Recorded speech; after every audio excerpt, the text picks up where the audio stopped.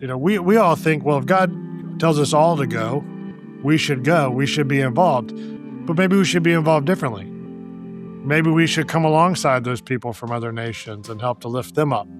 Maybe we don't have to drive the bus. Maybe we can just be on the bus, and that would be great. And so I think that Barnabas, as he works along the side and comes alongside others and kind of walks a little bit softer into situations, it seems, than Paul often did, might give us some other hooks to hang our mission engagement on. The Mission Matters podcast is a partnership between 1615 and Missio Nexus, who have a shared passion to mobilize the people of God to be a part of His mission.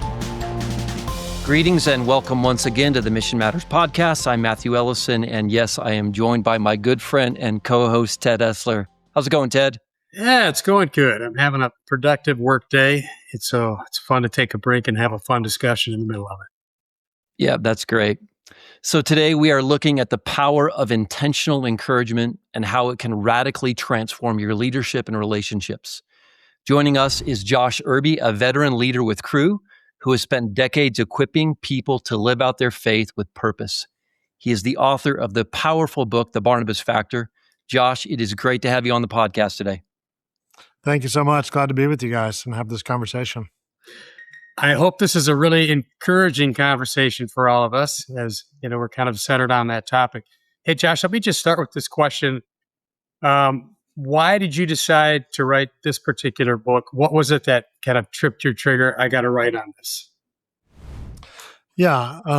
So we were doing some research on global mission partnership as a team, and we were interviewing people from around the world. We actually ended up interviewing 60 different mission leaders and practitioners from around the world. And we're asking the question, how is mission changing? How can we, as the Global North Church, be better engaged and be better partners in this?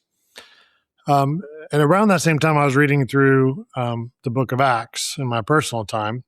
And for the first time, Barnabas really leapt off the page to me. Everybody knows who Barnabas is. We talk about him all the time. But what I noticed that I think he often gets the reductionist treatment, if I could say it that way. Yes, he is the son of encouragement. Yes, he's a really encouraging guy. But I think he's often treated like the guy you want around because he makes you feel good about yourself. That makes sense. He's going to say, you're doing great. Way to go team. And I'm looking at Barnabas, and he is preaching, and he is teaching, and he is pioneering, and he is encouraging, and he is lifting other people up. And he's the guy that the apostles trust to go to Antioch in a complex cultural situation to build the church there. He's generous, sacrificially generous. And because I had the voices of these 60 mission leaders around the world ringing in my head, I started to notice, wait, he's doing the things that they want us to do. And he's doing them in Acts, and we're often breezing over those things. So that was kind of the genesis for me of trying to see Barnabas as more than just an encourager, but actually a mission leader that we could imitate today, and that might actually be a really good guy for us to imitate in this current era of mission that we're in. Yeah, I would say most of us, when we think of mission models in the New Testament, it's obviously Paul is the one we're pointing to, and you're talking more about Barnabas here. So give us a couple of concepts or reasons why you think Barnabas is a good fit, especially for this era of mission. Mm-hmm. And don't hear me wrong. I like Paul. Paul is great. Paul's been a real inspiration to me.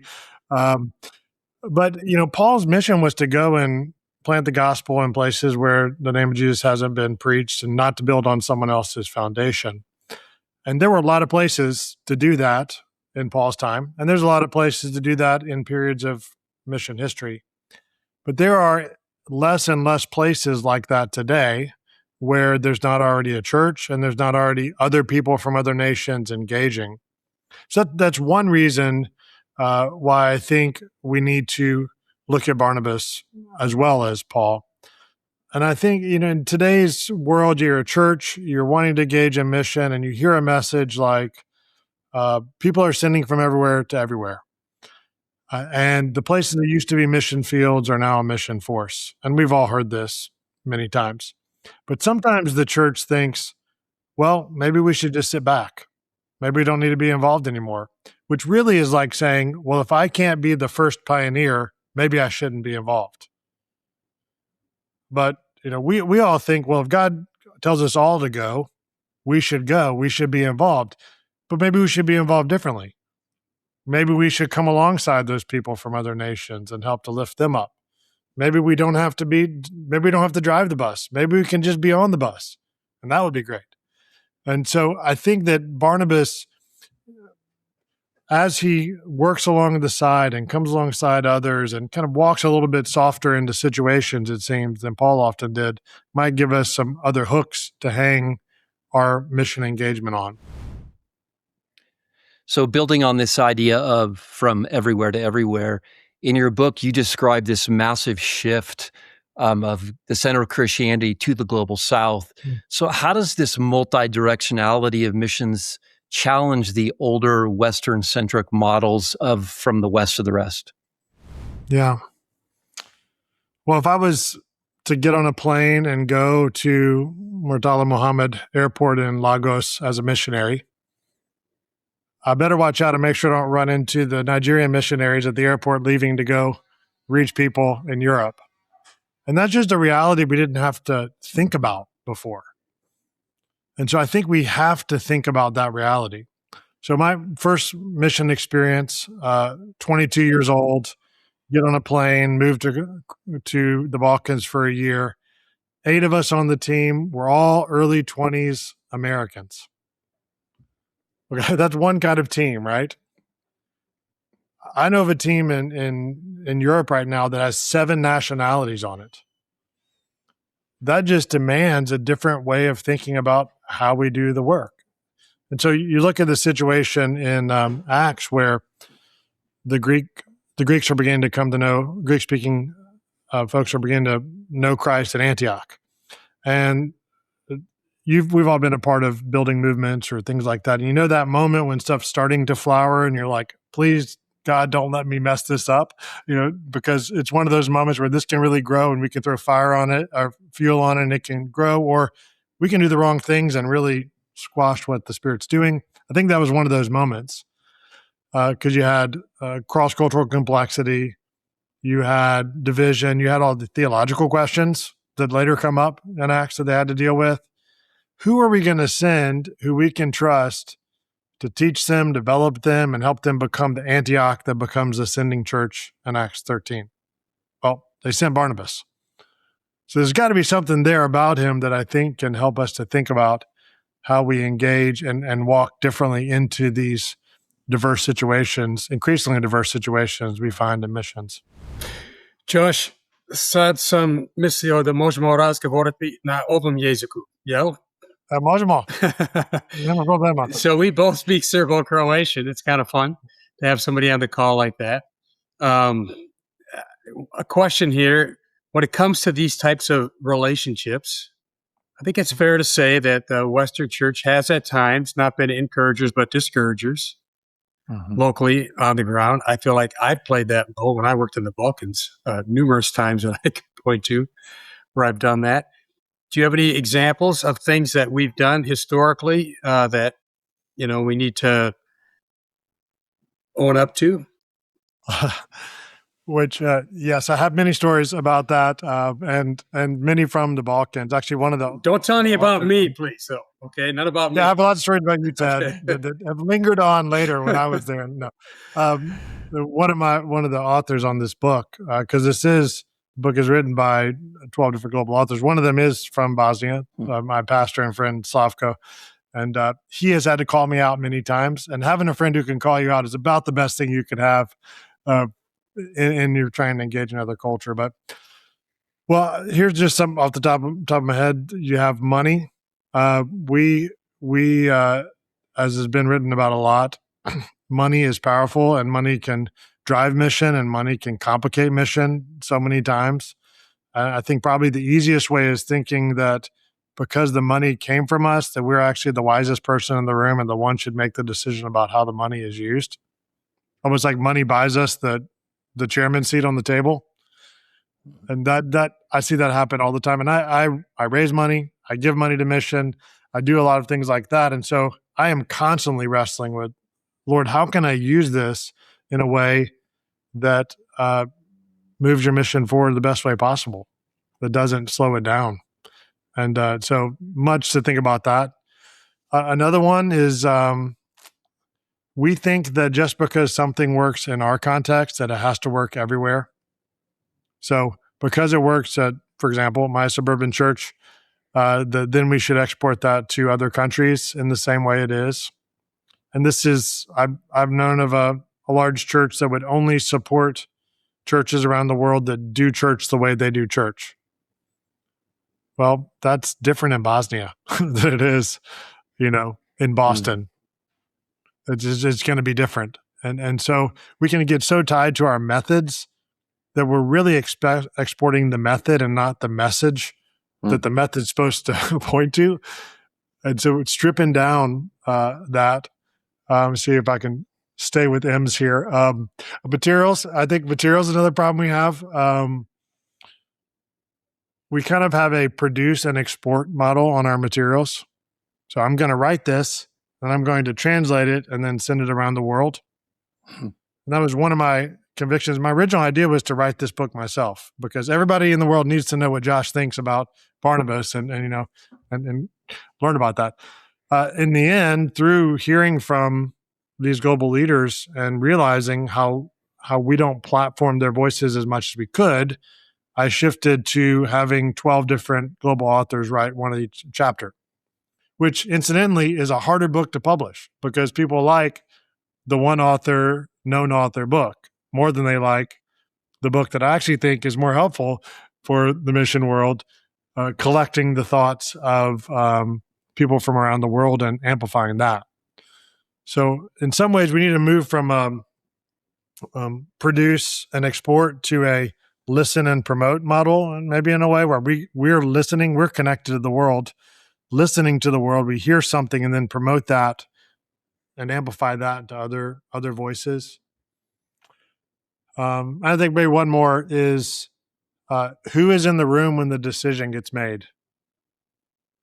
And oftentimes we fail to get the right people in the room because it's our people. It's the 22-year-old Americans making the decision when there's a lot of other wisdom out there to make sure we have in the room.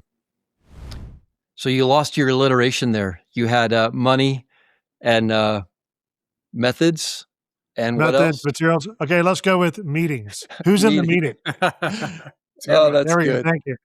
So now I'm a true pastor. There you go. Money, materials, methods, and meetings. Hey, can we talk about that money issue just a little bit, get a little granular? Yes. So I was a missions pastor for about 10 years, and there was this aha moment that our church had that we were probably complicating things a lot by just shelling out money. We were generous. We meant well. The money was doing damage. And so we corrected, but we almost did this correction like we're not going to give any money away. Yeah. And so when you talk about partnership with the Global South Church, thinking about money, what does that look like? Can you give some ideas and pointers? I know a lot of it's contextual, but maybe you could provide some insights. If we're going to collaborate financially, what's the best way to do it? Yeah, I have a love-hate relationship with Helping Hurts because of that exact reason. I mean, you have this helpful mirror on the way that our giving perhaps in the wrong way hurts. But then you have this snapback principle where churches are afraid to engage and afraid to be generous. Like we can't have a model where we can't be maximally generous.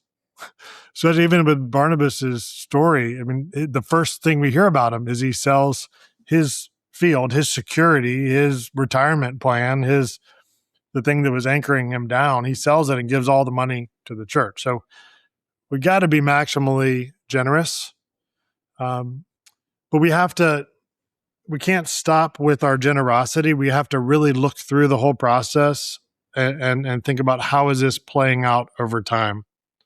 I'll share one story I'll share a sad story, but I can also probably share a happy story. That this came from one of the authors in the book. I don't think it's in the book, but she shared it with me. that she does Bible translation in Latin America, and there was a small church where they're trying to translate the Bible to an area nearby. And so the guy came down, put the challenge to them, and he left. What he didn't know is that really struck their heart, this idea of having the Bible translated in their area. And he came back a month later and said, I have great news. He's coming from the global north. And we had a donor that ponied up and is going to pay for the whole translation. And nobody cheered, and everybody's face just kind of dropped. He's like, what's wrong? I said, well, it really struck our heart when you said that. So we have pulled together all our money, the little money we have, to pay for this translation. And now we kind of feel like that was a waste of time. We're like, oh, it's like knife in the chest, right? You're trying to. So there's that side of it, that let our generosity not crush the generosity of the people on the ground, because the end goal is self-sustained movements where they're taking ownership of that. Now, on the other side, I think money is the fruit of a system that we have had generations to develop. So we've had generations to plant and water a tree that produces money that we can give away. So Leo, who's one of the Leva, who's one of the authors on the book, he has this term he calls transfer the technology. And what he says is, okay, it's nice that you give us the money, but what if you came and taught us how to build the tree that produces the money? What if you came and didn't just give us the fruit of the fundraising, but taught us how to raise money? So how can we use our money to teach them how to be people who can raise money and promote generosity in their country? And I know that I know some big foundations that are shifting in some ways to not just giving grants, but giving grants for generosity events to help, and matching grants to raise money in those countries. And so I think that idea of, it's a little bit of a teach a man to fish kind of idea, but transferring the technology and not just the fruit of the technology, I think that can help make the money go farther. And if there's any point where you feel like, well, I guess I don't have to be generous now, we're probably reading the problem wrong. We're probably reading the solution wrong. So you're talking really about capacity building, right? Right. So making a shift from, even leadership development toward capacity building, which is always more systematic, kind of bigger picture. Have you seen any examples where capacity building is having an impact on the field side of things? Well, the work that I do now, I work with ministries in Europe that are reaching leaders in business and government and society. And much of that was in Eastern Europe. It's beginning more in Western Europe. And this is a ministry strategy reaching people who should have money, right?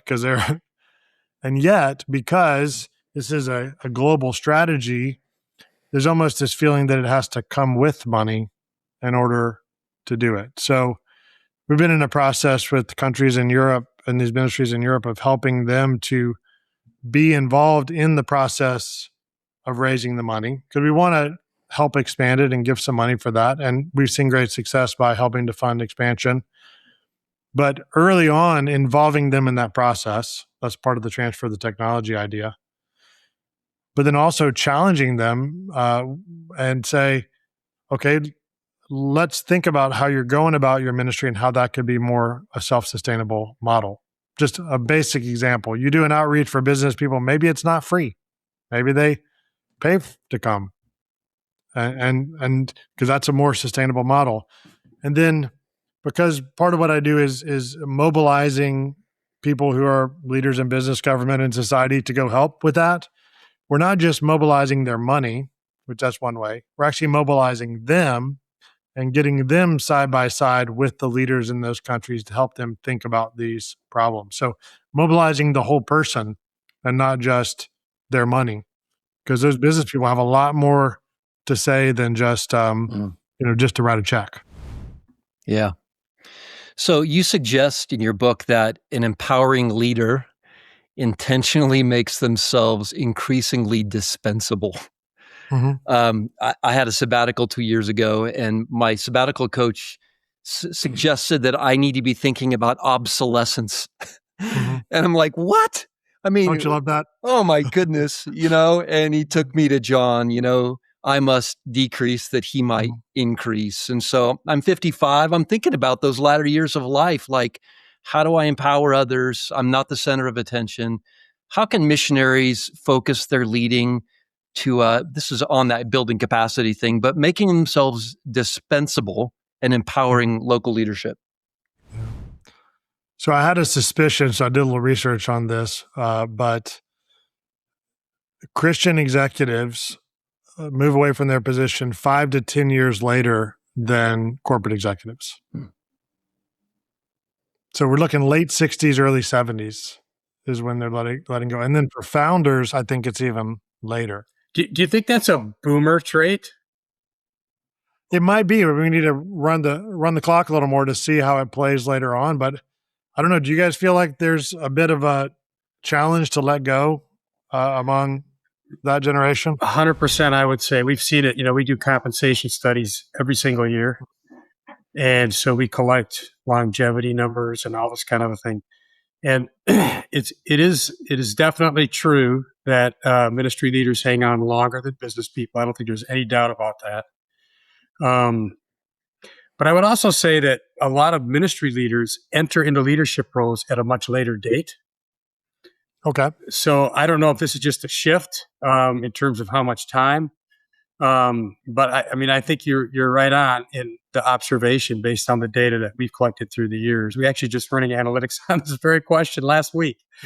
Wow. As we were trying to figure out how many Gen Z mission leaders are out there right now. And we came across that one, and the Strauss and Howe, they're the fourth churning and all those generational. They would always say that boomers don't give up leadership easily. They point to our politicians that are similar. But I do think it's true. Business leaders definitely leave the scene earlier. I think you're right about that. So if your data analysis proves that I'm wrong, just edit it and say the right thing in my place in terms of the amount of difference. But so why is it that people are holding on longer than maybe they should? And I think maybe some of it is a fear of the next person doing it wrong. I'm guessing here. I don't have like hard data on this. And I think especially in the Christian world, doing it right, whether that's theologically or pragmatically or whatever, that's really important to us. And we're scared the next person might do it wrong or might not maintain what we have done. And maybe on the second point, maybe that's not the goal. Either when we're handing things off in an organization or when we're handing things off to people in another culture, kind of want to hope they don't do it the exact same way we did because they're a different generation and they understand the culture better. So I think if we're not intentional on this issue of handing things off and building people up and advocating for others, we're just not going to do it. It's not in our nature. Our nature is to defend and to maintain and not to take those kind of risks. So I just looking at the Barnabas example where it's Barnabas and Paul, Barnabas and Paul, Barnabas and Paul, and then suddenly it's Paul and Barnabas and Paul and Barnabas. And Luke doesn't tell us how Barnabas felt about that, which is interesting. I'm sure it didn't feel great all the time. I mean, Paul, he got Paul his first meeting with the apostles and called him to Antioch from Tarsus to get involved, and really seemed like the one who was building him up and platforming him for his gifts. And then later, the people don't even remember that he exists, and he's just the guy you want to have around because he makes you feel good, because he's encouraging. They can't feel wonderful, but there's no sign that he didn't see that as his role that way, that that's what he was meant to do. And so I think there's probably a lot of us that need to step aside so other people can step in. And that's not a 0-1 like light switch situation. That's a day by day from day one, thinking how I can platform other people, how I can steadily become less and other people become more. And maybe I shift around to this way and I let go here and I give opportunity there. And I think if we did more of that, we wouldn't hold down that next generation that hopefully won't carry that same challenge the same way. And let's really hope that we're not carrying that cross-culturally too, where we're hanging on to roles past when we should. I mean, next year is the 100th year anniversary of the publication of Roland Allen's The Spontaneous Multiplication of Churches. So 100 years ago, Roland Allen was saying, foreign missionaries are hanging on to leadership roles they shouldn't be hanging on to. And, it's probably every generation is probably going to learn that lesson again, but you're so right about that. And it speaks to me with where I'm at. I'm an older leader. I'm thinking about, what does an exit ramp look like? And these are things we should be thinking about. So before we hit the recording button, we had a really short talk about Barnabas and Paul having a little confrontation in Galatians where Paul calls Peter and Barnabas hypocrites. Mm-hmm. What are your thoughts about the changing dynamic of the relationship there as they get into that kind of a situation? Yeah, and this was one of two conflicts. We could talk about John Mark too, if we want to. That's the one people talk about. That one, I think, more often because it has a happy ending, because kind of Paul owns up to it. But the other one's a little bit more stark, even because he actually uses the word hypocrite. Yeah, it's really strong. I mean, when I came up with the 12 passages from Acts that highlight Barnabas, that was not one of them, because I was focusing on the Acts portion. I was getting towards the end of editing this book, and I was like, can I close out a book and not talk about that event? Because it's such, especially after you've spent 12 chapters talking about these wonderful characteristics of Barnabas, how we should emulate them, and then he's like bailing on the gospel. Come on, Barnabas, what are you doing?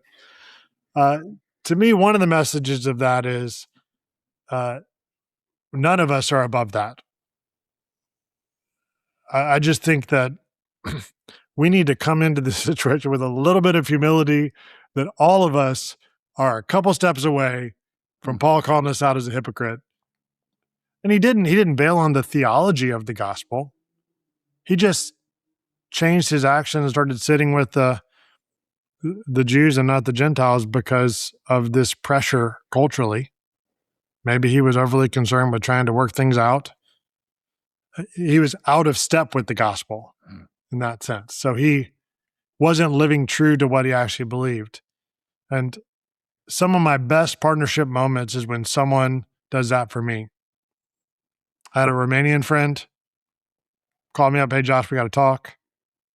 I was out of step with what I was saying. I wasn't out of step with the gospel in that case, but I was out of step with the message I was saying I believed about partnership, and he called me out on it. And I say, thank you, and now we're better friends. Slavko in Bosnia, my pastor and friend, Josh, we got to talk. Man, my organization's doing something that it shouldn't do. Man, I'm doing something. I exposed a flaw in me of my truly grasping the gospel. So that's one message from that is we are all one step away of being out of step with the gospel.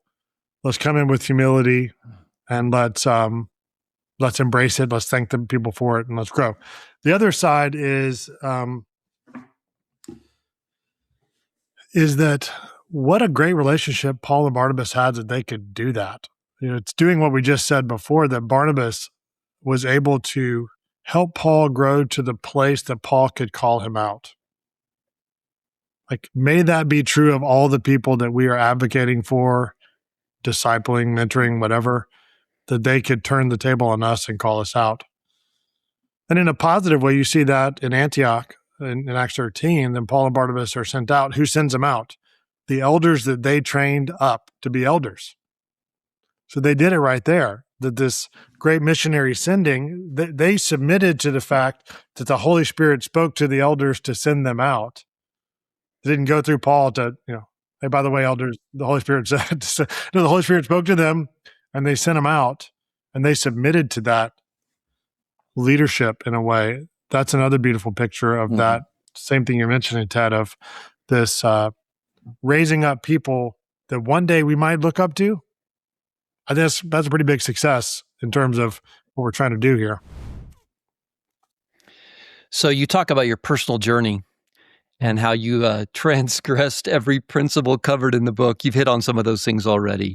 Yeah. But what was the most significant reversal in your own thinking that led you to realize that Barnabas' story was really essential to healthy cross-cultural work? Well, in that first missionary trip for myself, I was 22, so I did everything right and knew everything. So that was fine.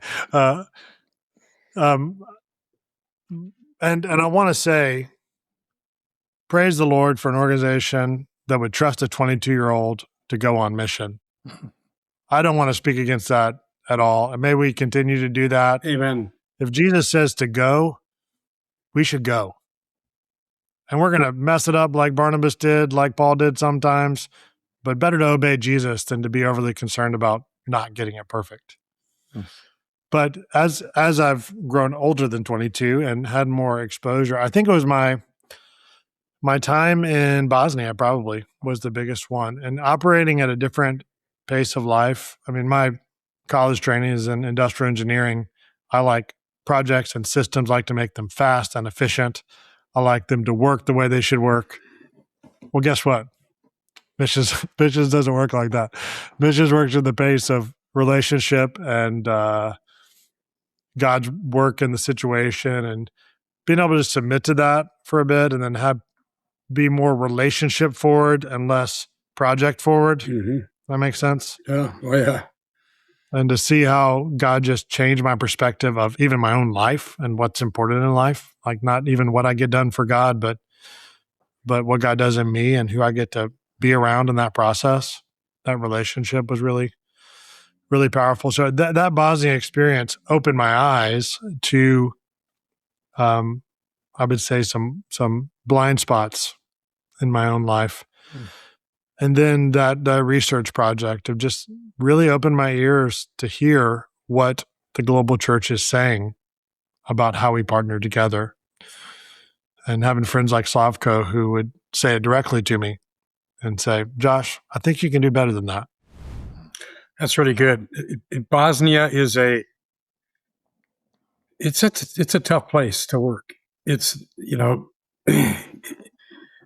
I mean, in the early days I was there right after the war, sure, there were physical, like we didn't have electricity and water and all that all the time. There were issues like that. Those were nothing just compared to the slowness and the hardness of hearts there.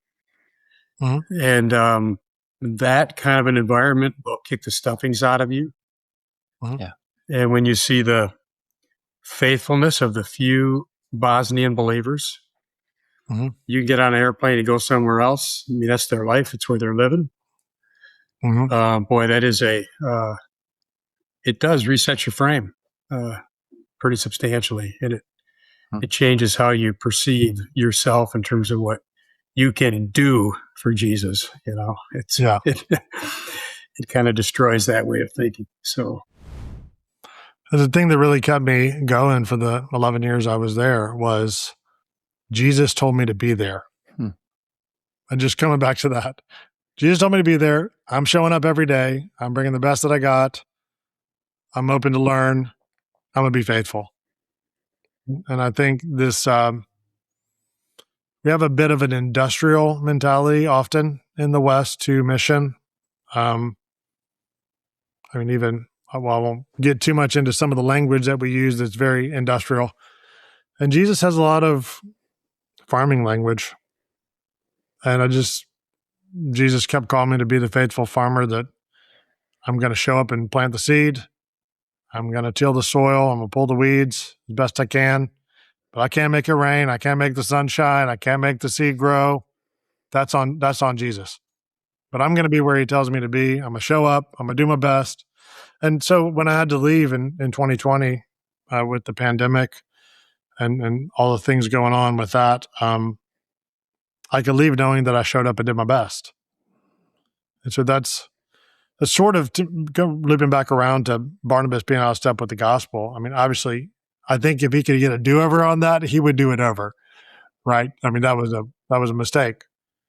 But man, you're not going to play the game and not make any mistakes. So you're not going to get out there and be a part of God's mission, not make mistakes. So let's be humble and have people around us who can whack us in the back of the head sometimes. Yeah. Well, that's a good That's a good note for us to end on. Yeah. Very thoughtful. And, I would also just say, if you're out there listening to this, pray for Bosnia. Please do. Pray for the small church that's there and their witness in a place that's not real super receptive. You hear these numbers of, all these house churches and all this and all that. It's not really what the nature of the ministry is there. And so pray for farmers. One thing I love about that illustration too is Jesus says they don't even know why the seed grows. It's like a miracle. Mm-hmm. We're so strategic and we think we got this all figured out, but we don't even know why the seed grows. That's actually a better way to look at it. It just kind of organically happens. So, yes. Could you give us the name of the book again, please? It's called The Barnabas Factor, How Cross-Culture Partnership Amplifies Global Mission. And it's written by, I've edited it, but it's written by 12 different global authors who, well, actually, they're not all authors. They're global leaders in mission and practitioners in mission from each of the habitable continents. Awesome. Thank you, Josh. It's been a great conversation. Yeah, thanks, Matthew. Thanks, Todd. Thanks for being with us. Before you go, be sure to like, share, and subscribe so you don't miss the next episode. The Mission Matters podcast is a partnership of 1615 and Missio Nexus. Check out 1615.org and missionexus.org for more resources on the mission of God and the matters of the mission. The Mission Matters podcast is hosted by Matthew Ellison, president of 1615, and Ted Esler, president of Missio Nexus.